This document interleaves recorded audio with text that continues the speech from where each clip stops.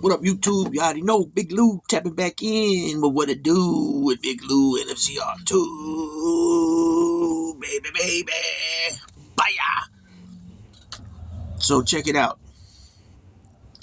First time you come into the channel, it'd be highly appreciated if you subscribe, like, and share the channel with your family, friends, folks, peoples, buddies, pals, amigos, and like us Puerto Ricanos, Boricuas, Jibaritos say, panas, right? And you do that by selecting the subscribe button and then selecting all, and you'll be notified each and every time a video is dropped from this channel, if it's a live stream, a pre-recorded video like this one here, or a shorts. And so let's see. So it's if you guys can tell from that thumbnail, that's the bigger picture is WBC President Mauricio Solomon. And then the two pictures of the guys with the green shirts on is, if you guys can't tell because they're a lot younger in that picture, that's David Benavidez, the current WBC interim light heavyweight champ. And he's also the two-time WBC super middleweight champ, as well as the WBC super middleweight interim champ. But he went up in weight. And the other guy is the current undisputed champ at light heavyweight, Dimitri Bivol. And so I brought this up the other day. I think I brought it up a couple of times in a pre-recorded and the live stream that I did the last time. That once again, the politics in boxing has reared its head,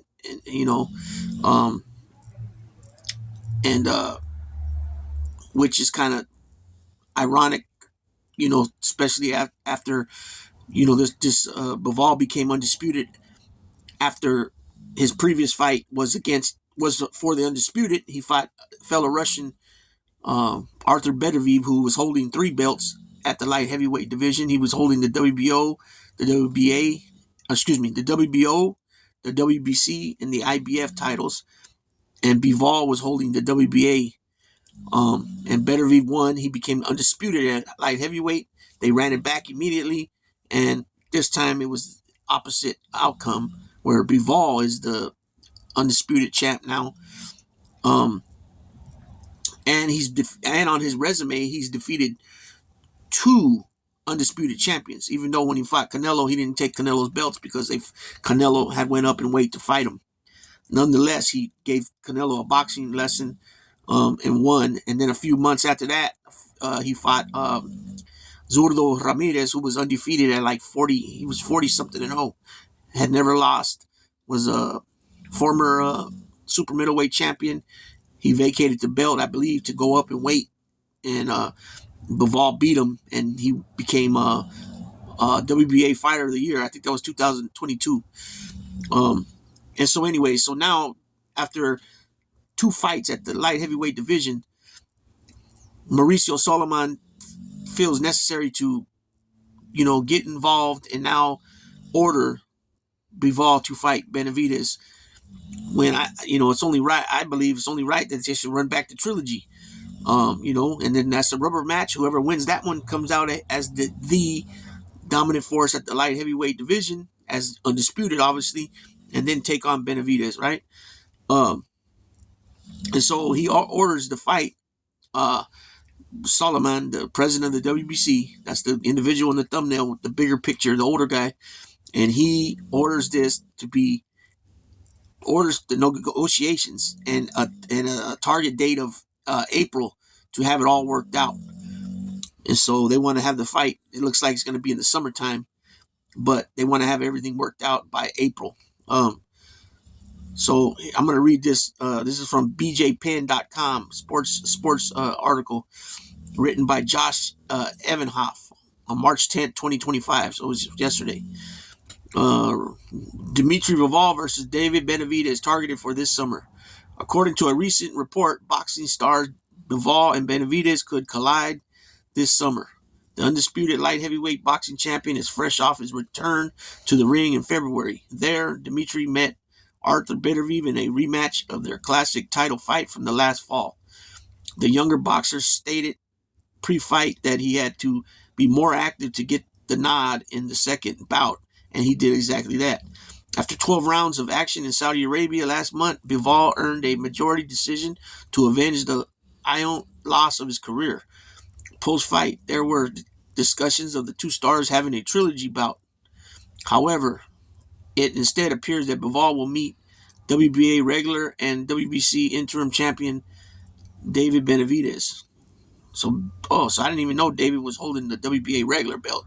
So that seems it was just awarded to him because he's only fought twice at light heavyweight. He fought the first one. I can't remember the guy's name right now, but his last fight was against David Morale, who also came up in weight.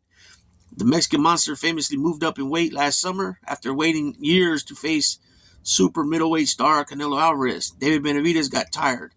Last June, he moved up to 175 and scored a decision win over Alexander Gvozdyk to earn interim gold in his first bout last month. He handed the undefeated David Morale a unanimous decision loss to win another belt.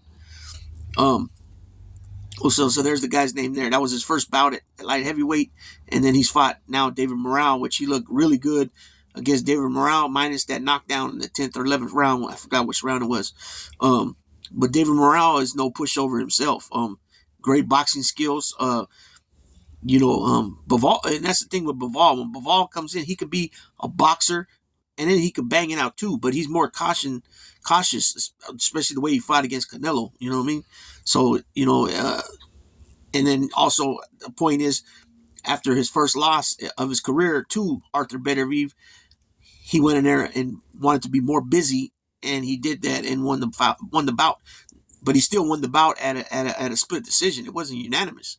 So more the reason why there should be the trilogy with these guys.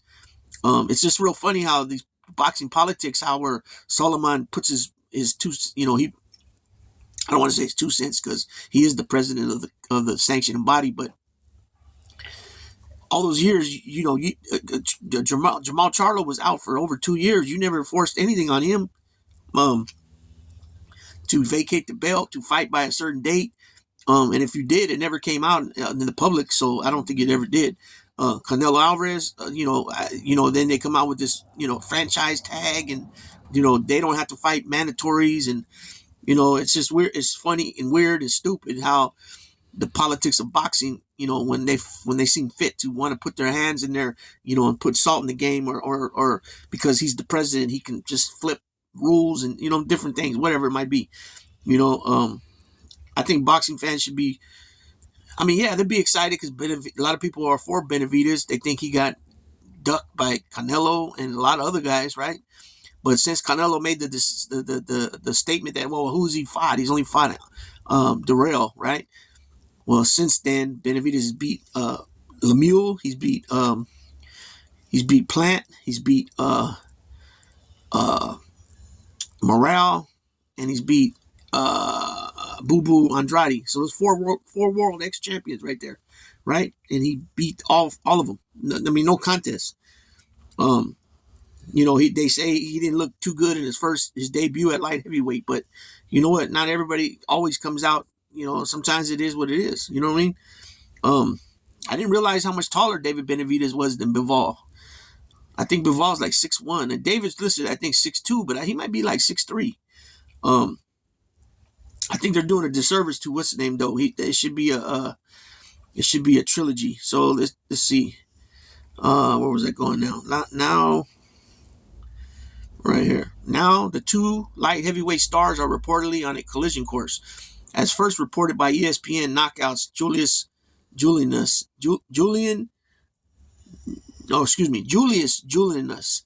Bivol versus Benavidez is currently in the works for the summer. While not many details are known about the potential bout, the WBC did order the two to fight earlier this week. Bivol versus Benavidez comes to fruition. It will happen without the promotion of Turki Alashik. The Saudi advisor is making waves in boxing and promoted the Russian title bout with Beterbiev last month. However, Alashik publicly downplayed a possible Bivol-Benavidez fight earlier this week. He probably wants to see the trilogy too, right? I am no longer interested in Bivol-Benavidez, and I will not bid on it, Turki Alashik stated to the Ring magazine. I think Bivol knows who has delivered for him and who hasn't. My advice to Bivol: don't be late. Don't be late, because every day something changes. What do you make of this boxing news? Okay, so yes, I don't know, Alex Sheik, the way he does business, in my opinion, I could be wrong, but the way, with the Canelo stuff, De La Hoya putting his 2 cents in there. Now, what I just read that he supposedly said, it seems like kind of like a dictatorship somewhat. My way or the highway, right? But not only my way or the highway, but my way or the highway, and I'm gonna throw some shade your way. You know what I'm saying? That's what it seems like to me. But I could be wrong, right? I'm just reading what they said there. Uh, I mean, is he speaking that way because he's not interested in Benavidez and Bivol, because he'd rather see Bivol and Benavidez in the trilogy, the third match? Maybe, probably. But people are going to be excited to see and want to see a Bivol Benavidez fight. Benavidez he's no pushover. You know what I'm saying? He's undefeated, 30-0. I think he is, right? I think he's 30-0 now. Let me see. I think it says it right here. Maybe not. Yeah, Benavidez, I believe, is 30-0. I think it says it right here. 30-0 with, I think he has 24, 26 knockouts, something like that. Let's see. I'll tell you right now. Give me a second. Okay, so WBC forced Bivol's hand last week, ordering him to start negotiations for a fight to happen next week, happen next against his mandatory Benavidez, 30-0 with 24 knockouts. They gave him a deadline of April 8th to have the talks done before they order a purse bid. So that's what I was going to say too, man. I mean, there could be a chance that, unless they're just straight out outland, what's the word I'm looking for? Outlawing it, that it can't happen for him to buy him out, to step aside money for them to run back the trilogy. That's always I believe that's always a option. I mean, but then it's up to David Benavidez if he wants to say, okay, you want to give me 10 million, 5 million, whatever it is, 2 million, 5 million to step aside. All right, shoot it.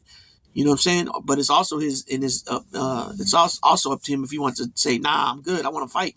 You know what I mean? So, I would just say this, at this point, I'll come back, and we're barely in March. So they want to do it by summer. So we're talking July, right? July. So we got about another 4 months till this fight happens. But the talks will be done sometime in the next couple of weeks.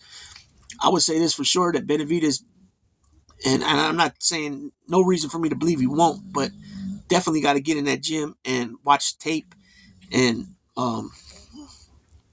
probably have a different, I don't know. But I was going to say probably have a different strategy than the way he's been fighting, because he's just been overpowering dudes majority, just, and he throws a lot of punches out. He's a high output, a high volume of punches he puts out.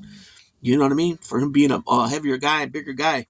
But I was gonna say, and I could be wrong about this or not. They could, like for Tank Davis, for example.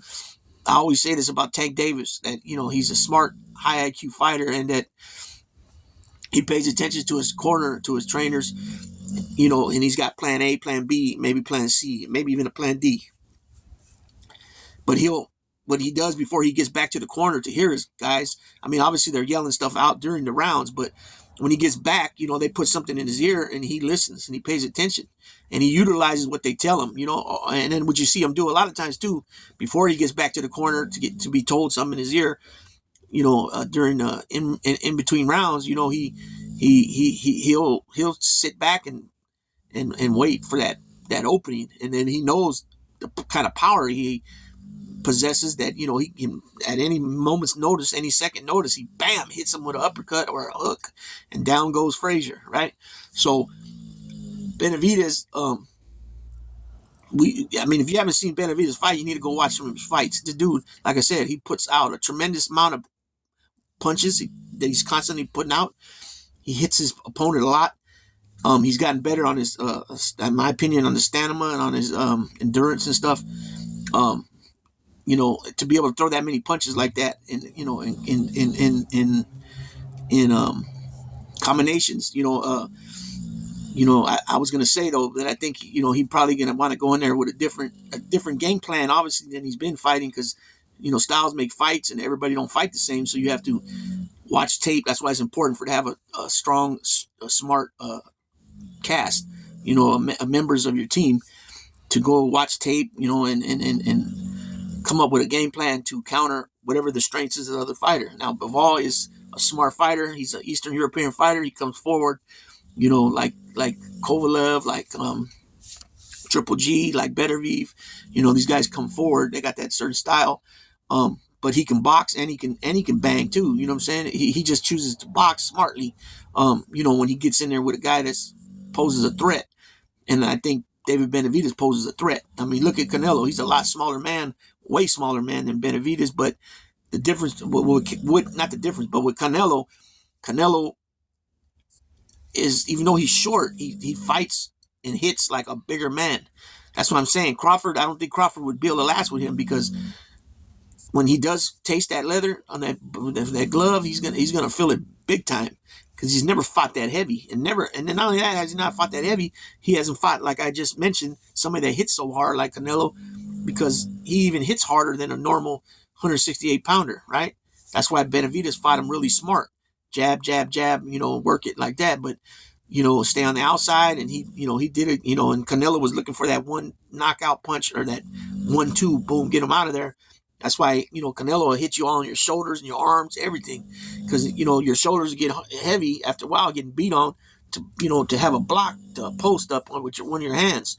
And he's hoping that, that worked for him that night. It didn't work for him. So we'll see what happens. A lot of boxing coming up, though, on many different weight divisions across across the globe. And let me know what you guys think, in the comment section about this upcoming bout, or let me know what you think about the bout between Benavidez and Bivol, or you think that this should be put on the back burner until the trilogy between Beterbiev and Bivol, or whatever you might think. With that being said, Big Lou tapping out.